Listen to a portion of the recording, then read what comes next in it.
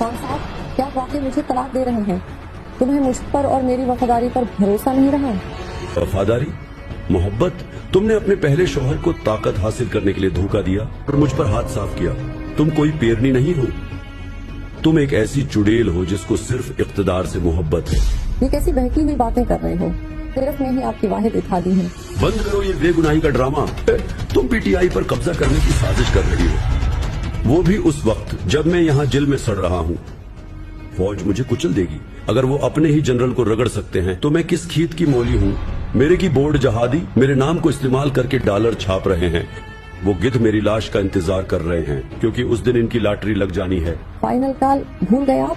इस्लामाबाद का एहतजाज, तबाही, तशद्दुद, अफरा तफरी और नतीजा कुछ नहीं। हमने अमेरिका से झूठी लाशों के लिए जो आर्टिकल्स लिखवाए उस पर भी किसी ने यकीन नहीं किया।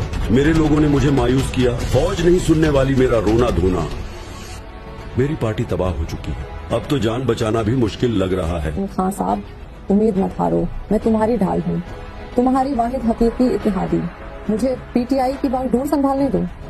तुम अपनी आजादी पर तवज्जो हो, अपने पार्टी पर नहीं। तुम मेरी पार्टनर नहीं हो, बल्कि तुम मेरी तबाही की सबसे बड़ी वजह हो।